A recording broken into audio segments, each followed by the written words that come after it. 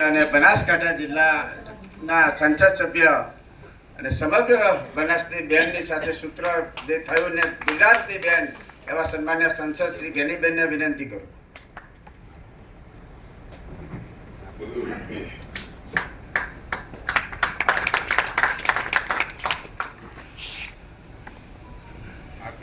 ગુજરાત વિધાનસભા વિરોધ પક્ષના નેતા આદરણીય અમિતભાઈ ચાવડા સાહેબ, અમારા સાથી ધારાસભ્યો અને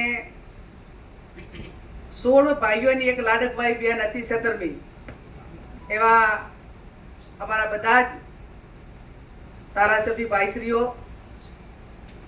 તુષારભાઈ સાહેબ, કાંતિભાઈ, વિમલભાઈ, ઇમરાનભાઈ, જિગ્નેશભાઈ, ગુલાબભાઈ, કિરીટભાઈ, દિનેશભાઈ, અમૃતભાઈ, તમામે સન્માન કર્યું. માજી ધારાસભ્યો પણ બધા જ ઉપસ્થિત, સૌ કોંગ્રેસ પાર્ટીના વરિષ્ઠ આગેવાનો, વડીલો અને યુવાન ભાઈઓ, અનેક ધારાસભ્યો અને આગેવાનોએ શુભેચ્છાઓ પાઠવીને એક બેન તરીકે એક જવાબદારીની સાથે ભૂતકાળની જે કામો માટેની વાતો કરી. આજ હું સવારે ઘરેથી નીકળી અને હું ક્વાર્ટર ઉપર આવી ત્યારે બધા આગેવાનોએ ફટાકડા ફોડ્યા, ફૂલ નાખ્યા અને મીડિયાએ નોંધ લીધી. ત્યારે મારી જાતને મેં ગૌરવ અનુભવ્યું કે મારા રાજીનામામાં પણ કોંગ્રેસ પાર્ટીને, મારા આગેવાનોને, મારા મતદારોને ખુશી છે. રાજીનામું પણ ગૌરવભેર. ત્યારે વિરોધ પક્ષના નેતા તરીકે અમિતભાઈના બધા સાહેબની જોડે 6.5 વર્ષ આ વિધાનસભા ગૃહમાં કામ કરવા માટેનો મોકો આ વિધાનસભાની જનતાએ બીજી વખત જ્યારે ધારાસભ્ય બનાવી ત્યારે 17 ધારાસભ્યો અમે ચૂંટાણા. એ ટાઈમે મેં અમિતભાઈને કીધું કે સાહેબ હવે આ વખત આપણે શું કરશું? 78માંથી 17 થઈ ગયા કે વાંધો ને, સંખ્યાબળ હાથે કાંઈ લેવા દેવા નથી, આપણે તાકાતથી ગુજરાતના પ્રશ્નો ઉઠાવશું. એમના બધા સિનિયર ધારાસભ્યોનું માર્ગદર્શન જ્યારે 2017માં હું ચૂંટાઈને આવી ત્યારે આવડો ને આવડો માહોલ ગુજરાત લેવલનો હતો. અને એ વખતે પણ તમામ સિનિયર ધારાસભ્યો, કોંગ્રેસના આગેવાનો એ ક્યાંક વહીવટી રીતે ખૂબ મોટું માર્ગદર્શન પૂરું પાડીને ગુજરાતના પ્રશ્નો વિધાનસભામાં ઉઠાવવા માટેનો મોકો આપ્યો. કોંગ્રેસના એક નાના કાર્યકર તરીકે પંચાયતથી કરીને પાર્લામેન્ટ, 15 વર્ષ તાલુકા પંચાયત, 5 વર્ષ જિલ્લા પંચાયત, 2 ટર્મ ધારાસભ્ય અને આ 2024માં લોકસભા સુધી જ્યારે રાજયોગ અને જનતાના આશીર્વાદ જ્યારે મળતા હોય છે, નિખાલસતાથી કામ થતું હોય છે, ત્યારે આ મારી પોતાની હેટ્રિક થઈ અને ભારતીય જનતા પાર્ટીની હેટ્રિક આપણે રોકી. બનાસકાંઠાની જનતાએ ને કોંગ્રેસ પાર્ટીએ 17ની ચૂંટણી, 22ની અને આ 24ની. ત્યારે આપ સૌને એટલું ચોક્કસથી કહીશ કે કોંગ્રેસના એક નાના કાર્યકર તરીકે 28 વર્ષ સુધી કામ કર્યું છે, અનેક ચડાવ ઉતાર જોયા છે, સંગઠનમાં કામ કર્યું છે. અને મેં બનાસકાંઠાની જનતા પાસે એક જ વાત મૂકી જ્યારે અમે અમિતભાઈ ચાવડા સાહેબ અને તુષારભાઈ વિધાનસભામાં વાત કરતા કે હવે આપણે કોંગ્રેસ પાર્ટી માટે ને આપણા બધા જ માટે આવનાર ભવિષ્ય માટે અત્યારે આપણે સામે જે કંઈ 3 ઓપ્શન છે એ ઓપ્શનમાંથી એક ઓપ્શન આપણે પસંદ કરવું પડે. એ ઓપ્શન એ હતા કે પહેલું ઓપ્શન એ હતું કે કાંઈ વ્યક્તિગત રીતે મેળવવું હોય, ધંધા રોજગારને પ્રાયોરિટી આપવી હોય, એમને સંઘર્ષ કર્યા વગર કોઈ પદ મેળવી લેવું હોય તો આપણા ઘણા બધા જાહો જલાલી ભોગવીને ગયા અને જ્યારે કોંગ્રેસ પાર્ટીની એમને જરૂર હતી એ ટાઈમે રણ છોડ્યું. કદાચ આપણે આ રસ્તો આપણા વ્યક્તિગત સ્વાર્થ માટે એ પસંદ કરવો પડે. બીજા નંબરનો અમારી બધા પાસે ઓપ્શન હતું કે ચાલો એ આપણે નથી કરી શકીએ એમ વિચારધારા સાથે કોંગ્રેસ પાર્ટીએ આપણને ખૂબ આપ્યું અને રાજ્યએ ખૂબ આપ્યું. તો હવે આપણે કદાચ આ બધાને પહોંચી ના વળે તો ટેમ્પરરી રીતે રાજકારણથી દૂર રહીએ તો એ પણ અમે પસંદ ના કર્યું કે રાજધર્મ અમારો નિભાવવો પડે, ખરા સમયમાં કોંગ્રેસની મજૂરી કરવી પડે, હૂંફ આપવી પડે, મહેનત કરવી પડે, એ ટાઈમે એક રણ પણ ના છોડાય. તો અમારી પાસે ત્રીજું ઓપ્શન એ વધ્યું હતું કે હવે પાણીથી કરીને ચોટી સુધી તાકાત લગાવીને કોંગ્રેસ પાર્ટીને ઊભું કરવા માટેનું કામ એ આપણે સૌએ કરવું પડે. એ સંઘર્ષનો રસ્તો અમે બધે અપનાવ્યો. મેદાનમાં ગયા, લોકો વચ્ચે ગયા, આશીર્વાદ માગ્યા, જનતાએ વોટ અને નોટ આપ્યું. અને એટલું ચોક્કસ કહીશ કે જ્યારે આપણને લોકોને એમ લાગે કે આ જનતા માટે જ લડે છે, લોકો માટે જ લડે છે, તો લોકો પણ 100% એના ઉપર ભરોસો મૂકીને જે રીતે મદદ કરવાની થતી હોય એ રીતે મદદ કરે છે.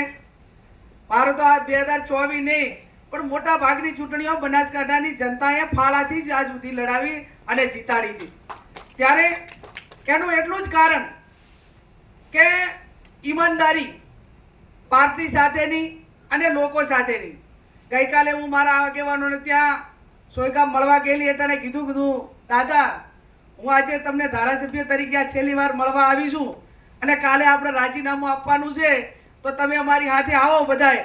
તો કે ના, અમે રાજીનામામાં નહીં આવીએ, અમારે જેટાણે બોલાવા એટાણે ધારાસભ્ય હાજર થઈ જાય, ફોન કરીએ એવો ધારાસભ્ય તો અમે રાજીનામું આપવાની વાત આવે તો અમે રાજીનામામાં નહીં આવીએ.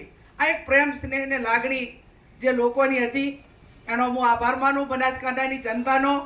અને અમિતભાઈ ચાવડા સાહેબના, જિગ્નેશભાઈ ખૂબ વહીવટી રીતે કુશળ, કિરીટભાઈ બધા, એમને જ્યારે મુદ્દાઓ લખી આપવાના હોય ત્યારે એક નાની બહેન તરીકે વહીવટી રીતે વિધાનસભા ગૃહ હોય, અધિકારીઓ પાસે કામ હોય, વિસ્તારનું કામ હોય, તો ખૂબ મોટી મદદ કરી છે.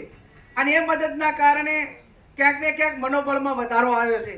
અને મનોબળ એવું કેળવ્યું, પહેલી વખત જ્યારે હું વિધાનસભામાં 2018માં બોલવા ઊભી થઈ એ ટાઈમે અમિતભાઈ ચાવડા સાહેબ દંડક હતા અને મને એમ કે શું બોલવું એમ પ્રશ્નોત્તરીમાં મારો પહેલો નંબર આવ્યો હતો. પણ એ ટાઈમે બનાસકાંઠા જિલ્લાની જિલ્લા પંચાયત આપણે એ ટાઈમે જ જીતેલી હતી બહુમતી સાથે, એનો ઉલ્લેખ કરાવ્યો, એમને લખીને આપ્યું.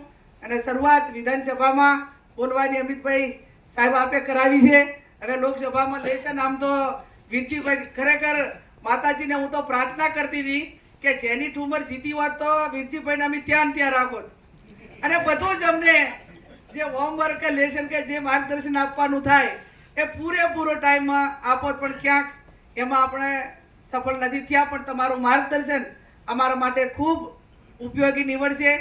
અને જ્યાં પણ અમને માર્ગદર્શનની જરૂર હોય ત્યાં માર્ગદર્શન આપતા રહેજો. મજૂરી કરવામાં ક્યાંય પાછા નહીં રહીએ. ફળ ભગવાનને આપવાનું હોય છે.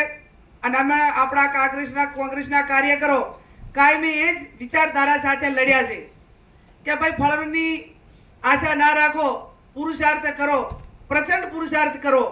જિગ્નેશભાઈએ ખૂબ સારી વાત કરી કે અનેક સંસાધનો સામે લડવાના હતા અને અનેક સંસાધનો સામે લડવાનું હોવા છતાં બનાસકાંઠાની ખમીરવંતી જનતા, ખમીરવંતી પ્રજા, ખમીરવંતા કોંગ્રેસના કાર્યકરો બધું જ હતું, છતાં પણ કોઈ પણ પ્રકારની પરવા કર્યા વગર અને ઘણા બધા એની અંદર ધાક ધમકીઓ આવનાર સમયની અંદર એનું ક્યાંક પ્રોટેક્શન આપવાનું હોય ત્યારે હું બનાસકાંઠાની જનતાને, કોંગ્રેસના કાર્યકરોને મોવડી મંડળ વતી પણ વિનંતી કરું છું. હું ખાતરી આપું છું કે ક્યાંય અમે પ્રોટેક્શનમાં પાછા નહીં વળીએ એની પણ અમે સૌને તમને બધાને ખાતરી આપીએ. ત્યારે સંસદીય દળની મિટિંગ હતી, ચાવડા સાહેબ પણ ત્યાં હતા. CWCની મિટિંગમાં આજે અમે મળવા માટે ગયા અને જે મેડમે એટલો રાજીપો બતાવ્યો, રાહુલજીએ, પ્રિયંકાજીએ બનાસકાંઠાની અંદર આવીને એમણે જાહેર સભા સંબોધી અને જે બનાસકાંઠાની જનતાને એમને જે બનાસકાંઠાની જનતાએ પ્રેમ સ્નેહને લાગણી આપી, ખૂબ ખુશ હતા. હું મેડમને પગે લાગી કે નહીં, મેડમ કે પગે નહીં, હું તમારો હાથ પકડીશ. એક ગરીબ પરિવારની દીકરીનો હાથ સોનિયાજી પોતે પકડે એનાથી મારા માટે બીજો ગૌરવનો દિવસ કોઈ ના હોય છે. ત્યારે ઘણું કોંગ્રેસ પાર્ટી આપ્યું છે. મીડિયાએ મને ઘણી વખત પૂછ્યું કે હવે શું છે, તો મેં કીધું આજે આ મારું મોવડી મંડળ BK ગઢવી સાહેબથી કરી જ્યારે હું રાજકારણમાં આવી ત્યારે પ્રમોદ રાવલ પ્રદેશ પ્રમુખ હતા, ત્યાંથી કરીને આજે શક્તિસિંહજી ગોહિલ પ્રદેશ પ્રમુખ છે. આટલા પ્રદેશ પ્રમુખો સાથે અને નીચે યુથ કોંગ્રેસ હોય, મહિલા કોંગ્રેસ હોય, જનરલ કોંગ્રેસ હોય, જ્યાં જવાબદારી સોંપી એ પૂરી દિલથી, લાગણીથી, વફાદારીથી પાર્ટીનું કામ કર્યું છે. તમારો બધાનો પ્રેમ, સ્નેહ ને લાગણી એ કાયમી જે મને ઊભ મળી એ હું ક્યારેય ભૂલી શકું એમ નથી. અને બબે વખત વિધાનસભા હારવા છતાં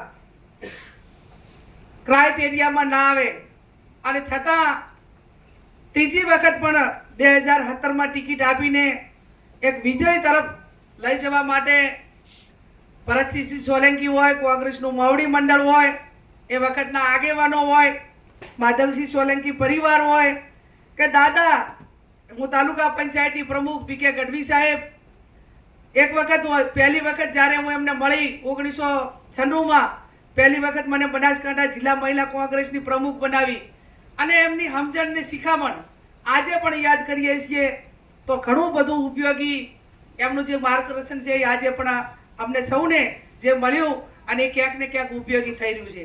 ત્યારે હું એટલું જ કહીશ કે અમારા જે નાના કાર્યકરો હોય, આગેવાનો હોય, એ પ્રેમ, સ્નેહ ને લાગણીની જે ઊંઘ માગે છે એ કોંગ્રેસના સિનિયર આગેવાનો કાયમે ભૂતકાળમાં આપ્યું છે અને આવનાર સમયમાં આપશે એવી પણ હું અપેક્ષા રાખું છું. અને અમિતભાઈ, એક વખત પાછું આવવા માટેની ગણતરી છે. જે આ બાજુ સામે બેઠા હતા ને તમે બધા ખૂબ તાકાતથી સારું કામ કરો અને એક વખત આ બાજુની બેન્ચમાં બેસવા માટેની આશા પણ હજી છે ગુજરાત વિધાનસભામાં.